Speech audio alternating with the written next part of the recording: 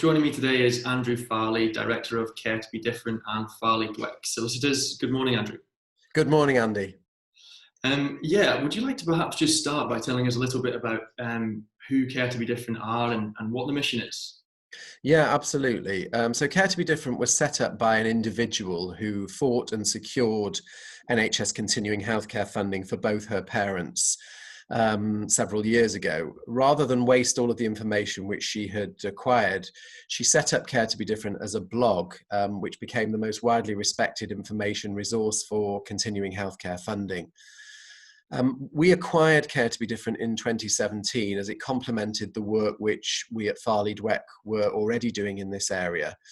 And essentially, we are two organisations which specialise in providing support and guidance to people who are looking into potential eligibility for NHS continuing healthcare. We're a free to access resource, which includes an active Facebook page, which is used as a forum from users or by users for debate. And essentially people raise any issues that they want regarding continuing healthcare funding, and it often prompts a discussion. We also sell a book via Care to Be Different, which has been very highly praised by continuing healthcare practitioners throughout the country and even from people within the NHS. Yes, I saw. So the book is called How to Get the NHS to Pay for Care, is that correct? That's right, it is, yeah, and it's available online via our website, Care to Be Different. We also have a paperback version of the book, which we brought out fairly recently, and which has been very well received also. Great. So would you mind just explaining a little bit of some of the key messages behind the book and why a book like that's needed? You know, it suggests, I suppose, that there's sort of a struggle for people to get NHS continuing healthcare funding. Would that be a fair assessment? Yeah, I think that the book was developed as a self-help guide, essentially, so that people have a means by which they can access something at their fingertips with all of the information that they might need in order to enable them to navigate this process. It is a fairly complex and involved process, and you know what it's like. If you want information about something, you go to Google and then a whole lot of stuff comes up and you've no idea what's reliable, what's even current, and it's very difficult to often, to find the right information by doing that. So the book is it has a lot of time has taken writing the book by our predecessor, and we have updated it over the last year or two to include further developments which have occurred in the continuing healthcare arena over the last few years. So essentially it is a self-help guide, and people can use the information in there to help them with whatever stage of the process they might be at. Does the NHS do enough to sort of sign people towards continuing healthcare?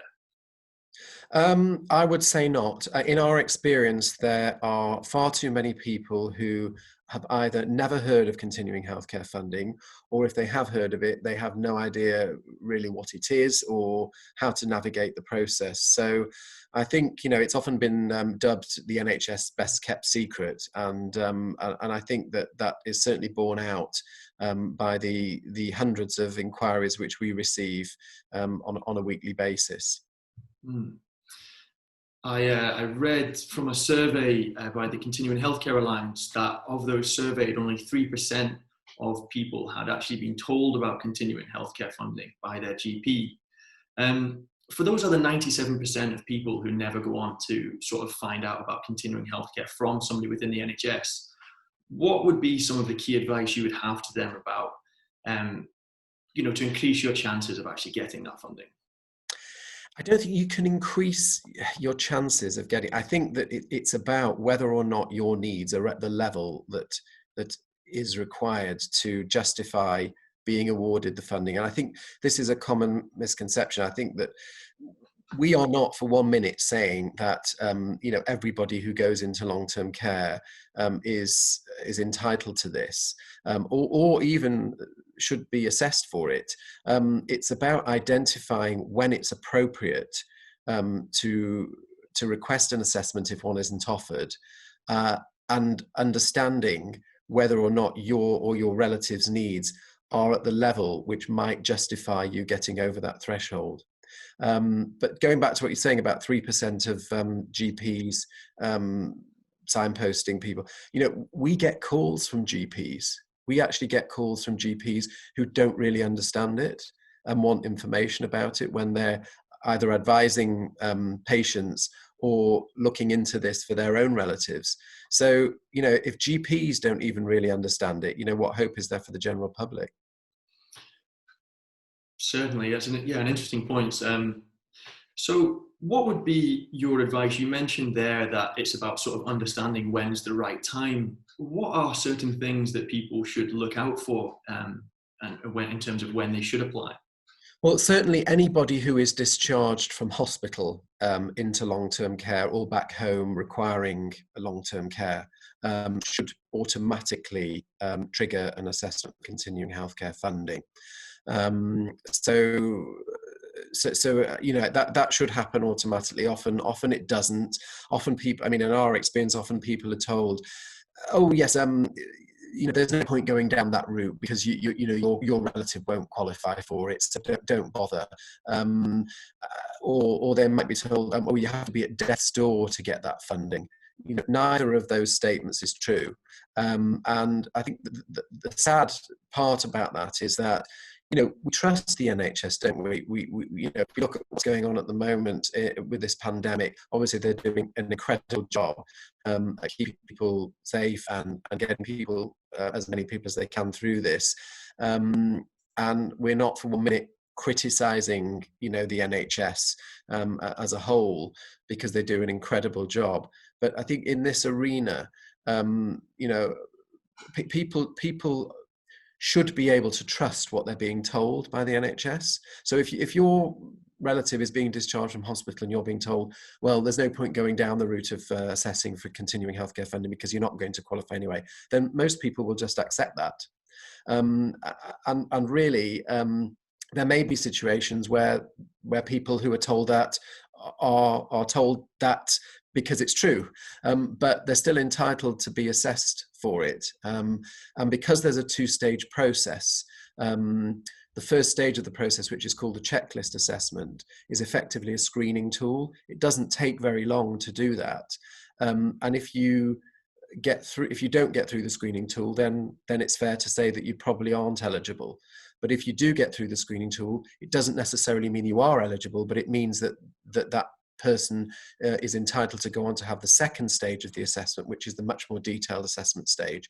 So, it's right that not everybody should be assessed fully for continuing healthcare funding, because there just isn't the time and resource to do that, and because each assessment does take several hours. But at least there should be the checklist carried out for people who are being discharged in every case. There are also situations where people who are already in long-term care and who may have been assessed previously on discharge from hospital, or who may have never been assessed for this funding, develop needs which get to a point which should trigger, or should indicate to the people who are in charge of the care that they may need to be assessed for this funding. So it isn't a now or never thing, it's a continuum.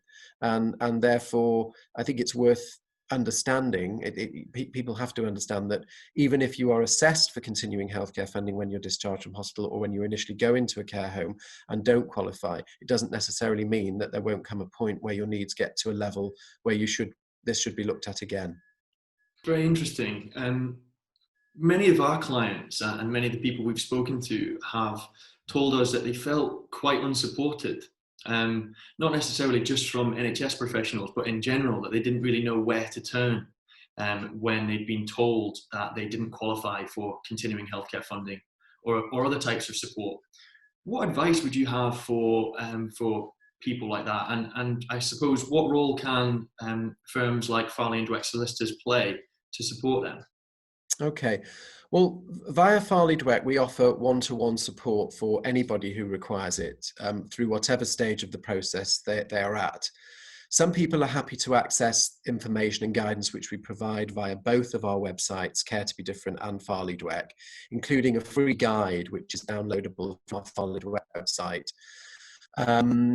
And some people want their hand-holding through the whole process, and they're happy to instruct experts like us to support them to secure the right outcome.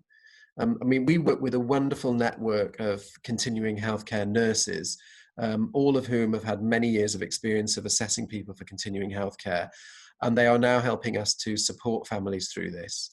We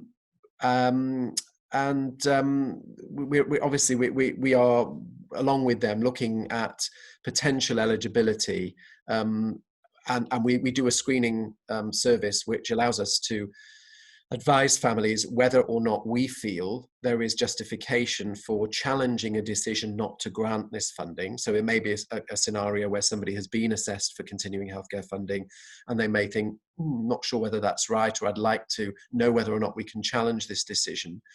Or it may be a situation where somebody's heard of continuing healthcare funding, they have no idea what to do about it, and they come to us and we will screen whether or not we think their relative is likely to qualify. And if so, we can then help them through the process. But I think, unfortunately, there is a natural reticence to contacting solicitors because people often fear what it might cost them. However, we always offer an initial free discussion, and in appropriate circumstances, we will look at offering a no-win, no-fee agreement to pursue a case. So by virtue of that, we're only offering that service to people where we truly believe that there is likely to be a successful outcome, because obviously we only get paid if this case succeeds. And obviously the assurance for the family is that if we pursue a case for them and we don't win, then we don't charge them a penny.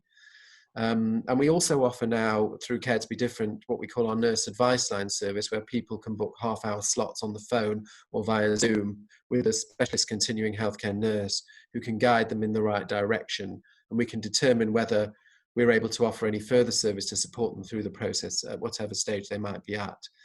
So I think, organisations like ours are very useful to people who want to access information, and for people who want one-to-one support through the process. Certainly, those services that you're offering, particularly the nurse advice line service, must prove, invaluable to people who turn to you for it. It's obviously a very emotional circumstance for your clients to go through. They've obviously got a family member who's extremely unwell, or most likely, if they're thinking about applying for funding from the NHS through continuing healthcare. Can you tell us a little bit about sort of how you think your clients feel, and also how successful have you been in sort of supporting people, and what's that success meant to them? Okay, so I think it's fair to say that people come to us in quite a vulnerable state, because it's hard enough thinking about our loved ones needing long-term care without having to think about the impact that might have on family inheritance, personal wealth, and also just the sheer cost of financing somebody's long-term care. It's not unheard of now for people to be paying £1,000 a week to finance the cost of their care. So that money has to come from somewhere. So I think, people come to us, we will have no hesitation in saying to somebody who rings us, that we don't think we can help. So we are, there are many more people that we're speaking to than we can help, sadly, because, unless your needs are at that kind of level that will indicate to us that they should be looking at continuing healthcare funding, then there's no point even embarking on this. So we do turn many people away, and we say to them, look, read the information we put out there, and obviously, if you think, having read it, that you're parent perhaps is in this kind of situation, then by all means we're happy to take it further, and try to help you through this. But we don't want to be, um, leading people astray, because sadly, the majority of people who go into long-term care won't qualify for continuing healthcare funding, and will often have to sell the family home to pay for that care. That's a difficult decision to have to make, but sadly, if we feel that that's the only option, then we will have no hesitation in telling people that's your only option. Certainly. Of course, there are options other than the NHS. The government does provide certain state benefits, and there is certain adult social care funding you can get from your county council. Is that correct? Is that other options that people could turn to? It is, but sadly, until your money's practically run out, none of those options are viable. So what we say to people is, look, if somebody calls us on day one and we say, look, we don't think this is going to be somebody who's likely to qualify for continuing healthcare funding at the moment, they say have a house that's worth whatever, and they have to sell that house to pay for the care, we always say, look, make sure you keep the information that we put out to hand, keep revisiting it periodically, and by all means come back to us if anything changes, because this isn't a now or never thing. And if somebody doesn't qualify today, doesn't necessarily mean that they won't qualify in 6 months or a year's time. So I think what we try to encourage people to do is not be despondent if we say, look, we don't think we can help at the moment, you're going to have to pay. Keep it in your mind. And we do get many people contacting us second and third time, saying, I spoke to you several months ago and you gave me this advice, but now this has happened and that's happened. And it might lead us to say, well, actually, this actually changes the landscape, and we think that we can now help you. So I think it's really important for people to understand that this isn't a now or never thing. Now, for those who are, I suppose, fortunate enough in some regards to qualify for continuing healthcare funding, could you tell us a little bit about how their personal health budget works, and do individuals have enough sort of choice and control on how that budget is spent? Well, unfortunately, I don't have very much experience in relation to personal health budgets. The vast majority of people who we help are patients who are in long-term care in a nursing home. So what tends to happen there is, if they're awarded CHC, then a rate is agreed between the clinical commissioning group and the care provider in terms of the weekly or monthly fees which will be paid by the CCG to that care provider.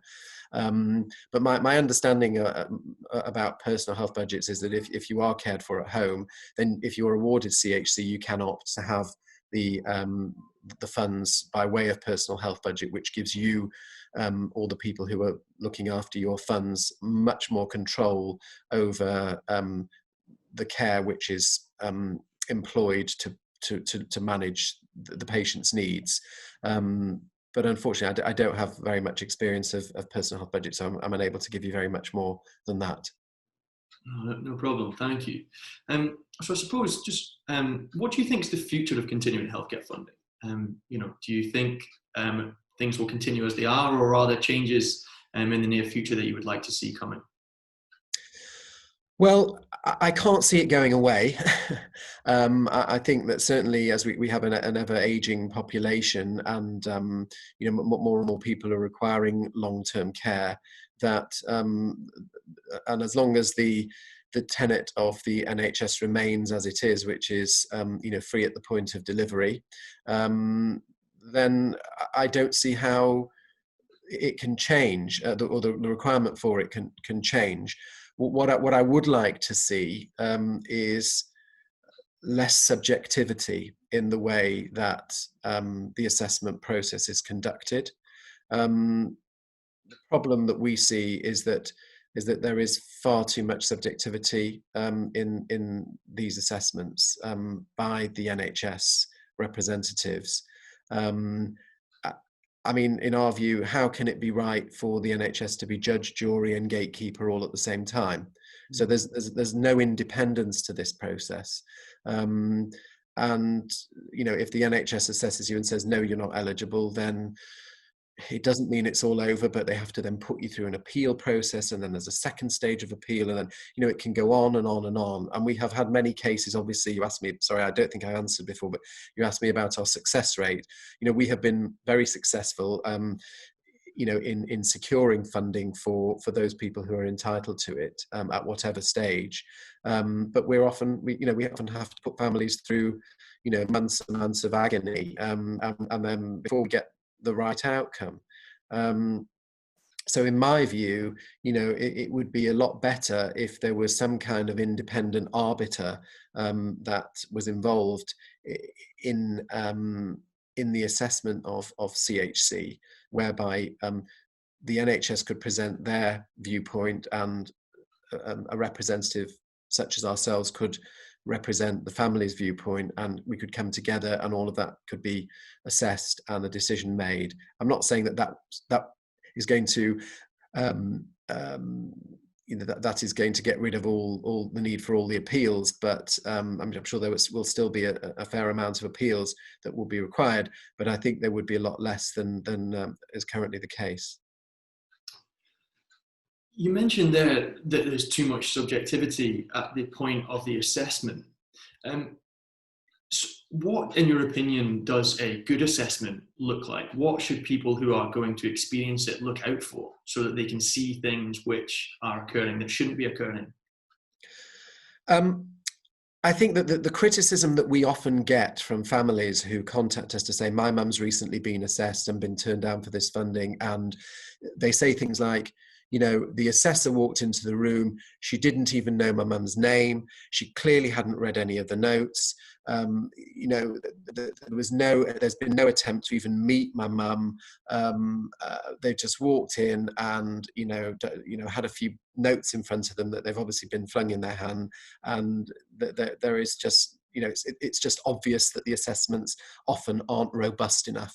And I think that is clear to families when they're attending these assessments, because, you know, I'm not saying every case. Obviously, there are many situations where CCGs do this perfectly well, but, you know, obviously we're only contacted by those who aren't happy. So we get the experience of obviously people's situations where they have not been altogether pleased with the way that this has been conducted. So I think really those are our experiences in terms of why we believe that this isn't currently being done in the right way. How do you think people could prepare for the assessment? Are there steps that people can take to be in the best position they can be beforehand? Well, I think certainly, obviously, read as much as you can from reliable sources. I mean, obviously, our Care to Be Different website and our Farley Dwek website and our book are all a great starting point for anybody who is thinking of embarking on this.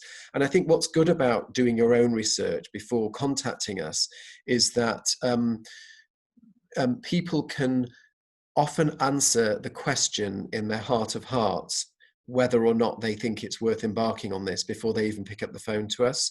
Because having looked at that information and having thought about your own relatives' needs, you will know, or you will be pretty sure whether or not, you know, this is worth going forward with.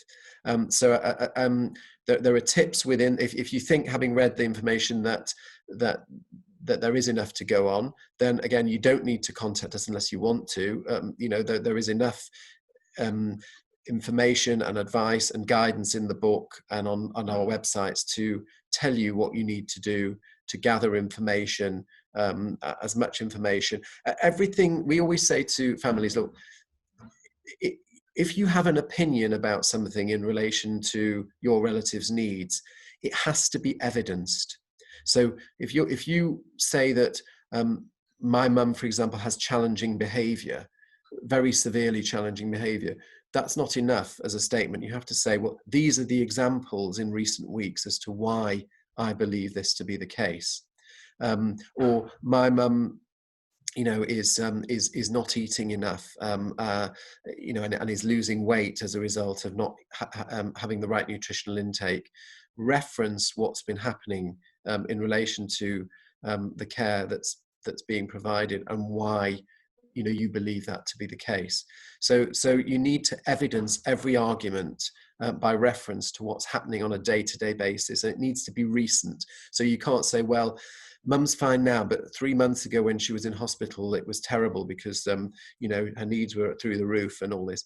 It all has to be contemporaneous. And it's very important that there are contemporaneous records. And again, this is another issue that we often have, is that sadly, and again, no huge criticism of care homes because they do an amazing job, but sadly, the daily records which are kept in relation to the care which is provided to the patients is often lacking. And if you don't have the contemporaneous written evidence to support the argument by reference to care home records, then it's very difficult to justify the arguments that you want to make. So making sure that the care homes are keeping proper daily records of the patient's needs is essential. Great. Well, thank you very much. It's been really fascinating to speak to you, Andrew. Really appreciate you taking the time. Thank you, Andy. It's a pleasure.